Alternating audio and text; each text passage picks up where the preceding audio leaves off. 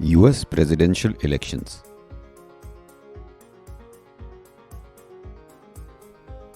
America being the most powerful country, its elections affects the entire world.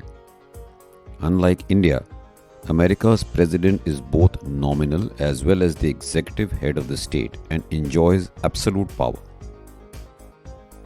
Although there have been 3 impeachment attempts, no president has ever been impeached. In India, Prime Minister can be removed whenever he loses the majority support of members of parliament. US Congress, equivalent to Parliament in India, consists of upper house called the Senate. Senate has 2 members from each of its 50 states, that is 100 members. The lower house is the House of Representatives. This has 435 members, with each state having proportional number of members as per its population.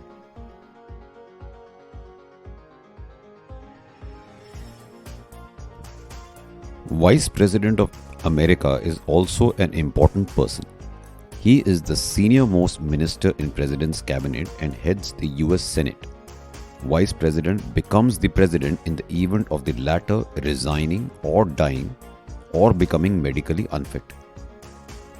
In America's history, there have been vice presidents who became presidents in this manner and made some landmark decisions. Harry Truman in 1945 took the historic decision of dropping the atomic bombs on Hiroshima and Nagasaki. In 1867, Andrew Johnson bought the state of Alaska from Russia for $7.2 million.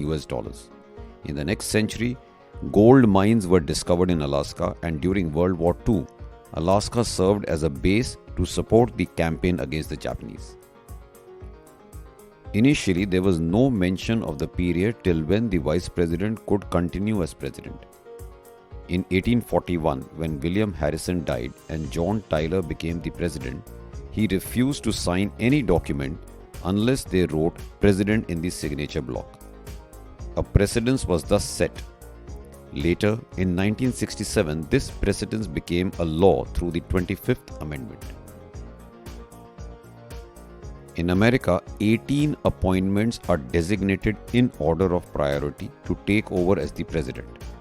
You may have watched the famous Netflix series Designated Survivor. On the death of president, vice president and others in the line of succession, the Secretary of Housing and Urban Development takes over as the president for the remainder of the term. Initially, there was no mention of the number of terms for a president. George Washington, after serving for 2 terms, refused to stand for elections for the 3rd term. From then on, it became a tradition for presidents to serve for 1 or maximum 2 terms. An exception occurred in the case of Franklin D. Roosevelt, who did his 3rd term from 1941 to 1945 because World War II was in progress. After the World War, he was again re-elected, but Roosevelt died after 3 months. Though these were extraordinary circumstances, in 1951, in its 22nd Amendment, Constitution now permits maximum 2 terms to the President. The same amendment also lays down that if any President serves for 2 years, then it is counted as 1 term.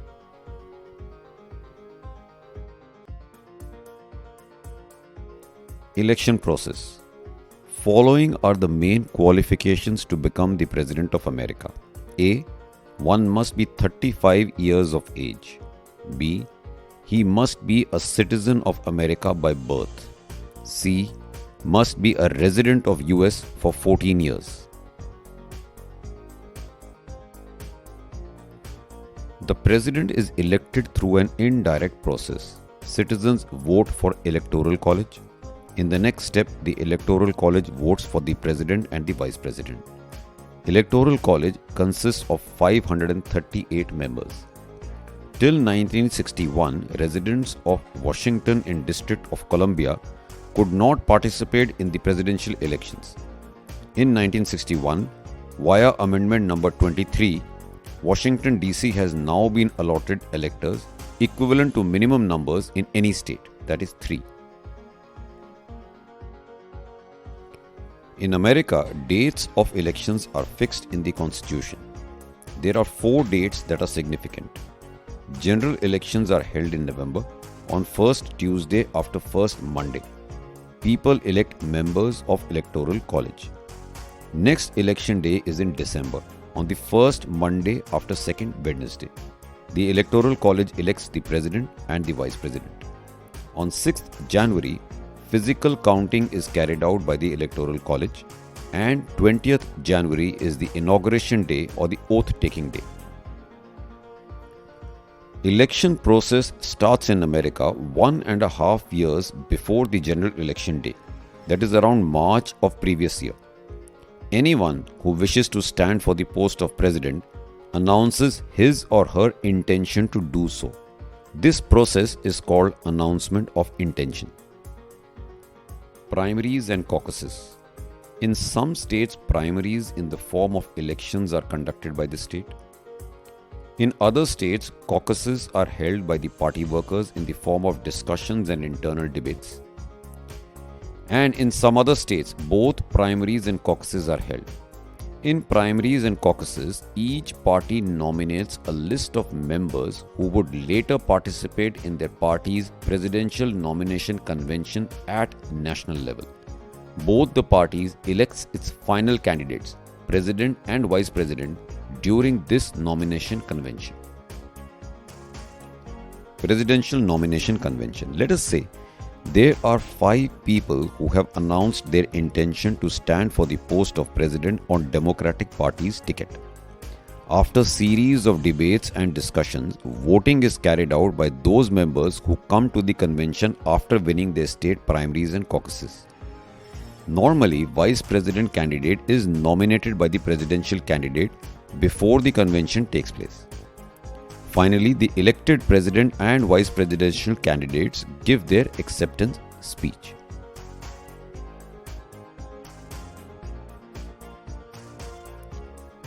Campaigning happens from September end till November beginning.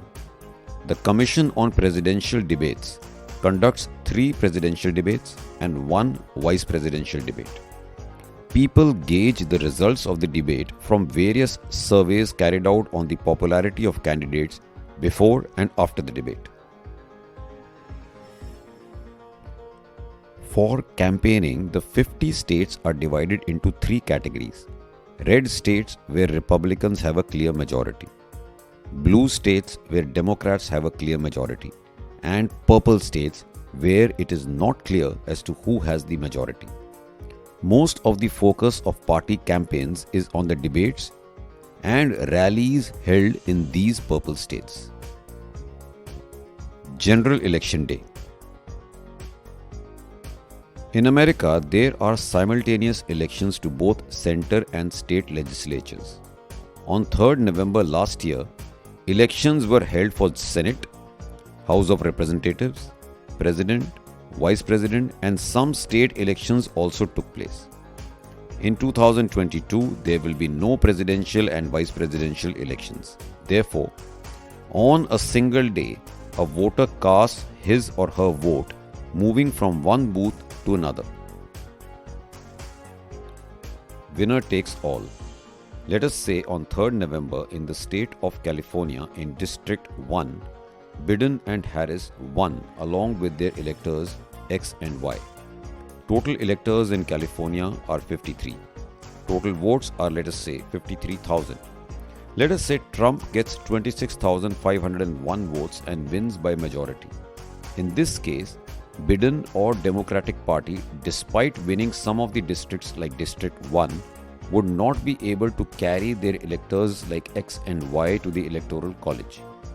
Republican Party or Donald Trump takes all 53 electors of Republican Party from California to the Electoral College.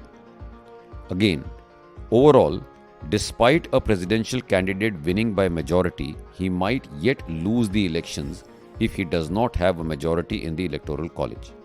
This is the principle of winner takes all and is often debated all over the world. Next election day. This is the day when members of Electoral College elects the President and the Vice President. On this day, Congress gathers in the House of Representatives building. old vice president is the presiding member. The electors are pledged to vote for the original candidates along with whom they were voted in the electoral college on the general election day. The electors who defect are called faithless electors. Till date, no case of faithless elector has been able to change the result of the general election day. The candidate who gets the quota of 270, that is a clear majority, is declared the winner. If the quota is not achieved, Congress converts itself into contingent electors. House of Representatives elects the President and Senate the Vice President. In House of Representatives, highest 3 candidates are again put through voting. Each state has only 1 vote. If a candidate gets 26 votes, he wins. If not, Vice President is made the President on 4th of March and he further nominates the next Vice President. And on 20th of January, new President is sworn in.